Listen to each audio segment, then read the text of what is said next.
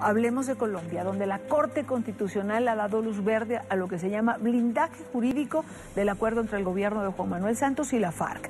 Para el tribunal se debe garantizar la seguridad y la estabilidad respecto a lo acordado.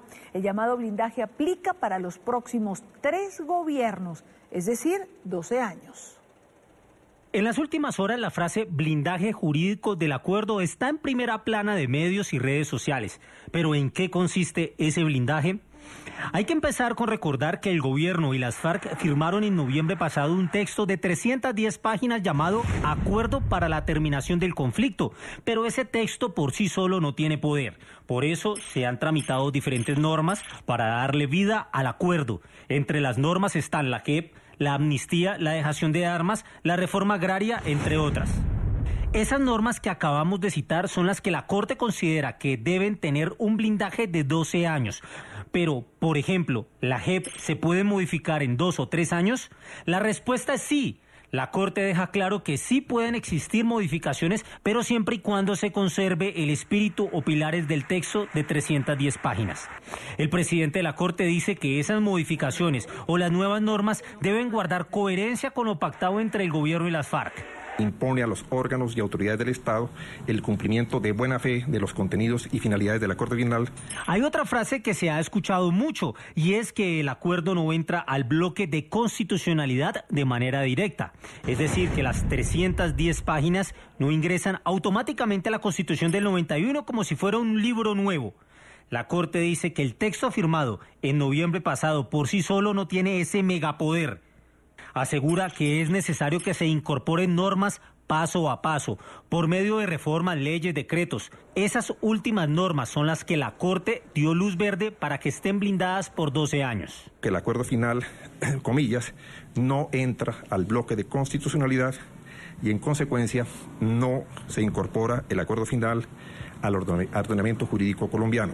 ¿Quién se encargará al final de examinar si ese blindaje se respeta? Es la misma Corte, ya que es la que revisa finalmente todas las normas o las convocatorias a consultas populares. Es como si tuviera la llave del candado. Esto ha originado, por supuesto, una gran polémica en Colombia. Jairo, está esto en el centro de discusión. Me gustaría un comentario antes de hacerte un par de preguntas. Y Dania, si tú miras las experiencias internacionales vas a encontrar herramientas similares. Se trata de un mecanismo jurídico que busca garantizar que el principio supremo en todas las democracias liberales, especialmente las de corte constitucional contemporáneo, tenga la oportunidad de desarrollarse, porque es un pacto de paz. En segundo lugar, hay un tema muy sensible. Se esperaba por diversos sectores, especialmente por quien asuma como inquilino en la Casa de Nariño, en el año siguiente, en el 2018, la capacidad de hacer un ajuste con mayor libertad. Yo creo que en estos momentos se le cierra esa oportunidad. ¿Se pueden hacer ajustes? Sí, en cierto tipo de normas sin contrariar el espíritu. El gran problema, como lo dice la nota, es que quien en última instancia va a definir si se puede o no se puede, ya no es el Ejecutivo, sino la Corte Constitucional. Y el escándalo es muy fuerte, porque le quita la capacidad de política pública al Ejecutivo y se la traslada al judicial, y yo creo que eso va a generar una distorsión política muy grande en el país. ¿Era conveniente en este momento? No era conveniente. Yo creo que existían otro tipo de mecanismos, no solamente los acuerdos políticos, sino de manera particular la capacidad que tiene en la sabiduría el legislador en el Congreso de desarrollar nuevos contenidos y hacer arreglos con lo que fue los principales representantes de las FARC en el momento en que se negoció el acuerdo. Es inconveniente en un momento de plena campaña política, afecta y distorsiona por completo, no solamente las propuestas de los principales partidos políticos, sino de manera particular la capacidad real que tienen cuando conquisten el poder de aplicar sus propuestas sobre la paz. Ahora, ¿cómo se blinda la normativa que aún no se ha terminado? Es imposible, es un juego bastante confuso desde el punto de vista de lo que tenemos ahora. Estamos en estos momentos en menos del 10% de la aplicación normativa que permite la implementación del acuerdo de paz. Las normas principales, sin duda, ya se encuentran bajo desarrollo normativo, algunas aprobadas, otras en proceso de vía fast track para ser aprobadas por el Congreso de la República, pero fácilmente en los próximos 12 años vamos a tener, creo yo, unas 200 leyes específicas expedidas por el Congreso que le dan desarrollo a las diferentes partes del proceso de paz. Lo que dice... Es decir, las están blindando antes de que las conozcamos. Están blindando el proceso, de tal manera que cuando se expidan normas, estas sean coherentes con la esencia del acuerdo. No importa si han sido expedidas o no. Si se expide algo, tiene que ser coherente. Esta decisión, por supuesto, ha generado distintas reacciones en los sectores políticos. Veamos. La oposición anunció que apelará al referendo derogatorio para evitar el blindaje de los acuerdos entre el gobierno y las FARC. Para que durante los próximos 6 meses recojamos firmas y se convoque a elecciones y que sean los colombianos los que deroguen, si así lo consideran, el acto legislativo de la Justicia Especial de Paz, el acto legislativo que habilita las FARC para hacer política y el acto legislativo que incorpora el acuerdo a la Constitución y lo blinda, que es este del cual la Corte se pronunció el día de ayer. Respetamos, pero no podemos compartir el fallo de la Corte Constitucional.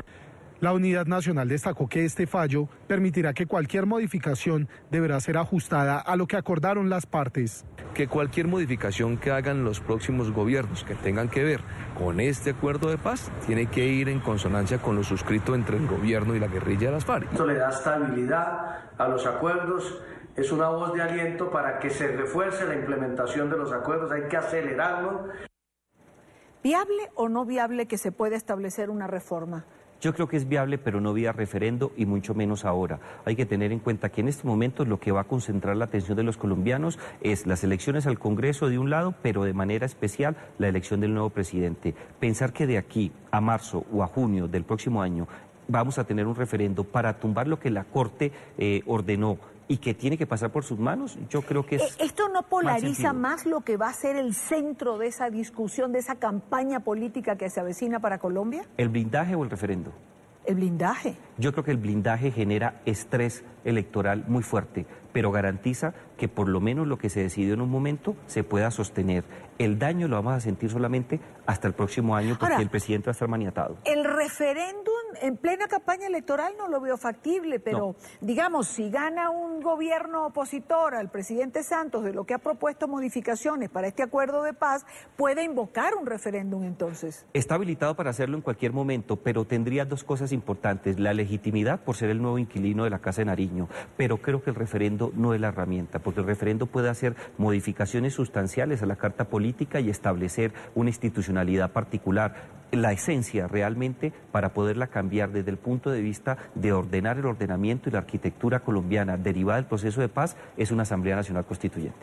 Jairo, lo que estamos clarísimos, creo, es que 2018 será un año muy agitado para Colombia. Prepárate, porque vamos a trabajar mucho acá. El tema del debate y quién tiene la capacidad de convencer a los colombianos es vital. Pero ojo, el fantasma del populismo se abre por completo por cuenta de esta sentencia del blindaje jurídico, porque algunos partidos políticos opositores van a vender la posibilidad no solamente de hacer trizas, como dijo un alto directivo del Centro Democrático del Acuerdo de Paz, de manera especial que van a vender la capacidad de hacer modificaciones sustanciales. Y yo creo que cualquier persona que diga que va a hacer eso es populismo, y cuando el populismo entra a una campaña política, la capacidad de conexión entre los partidos políticos y los electores se distorsiona por completo. Tendremos mucho trabajo, como bien lo has dicho. Gracias, Jairo, por estar siempre con nosotros.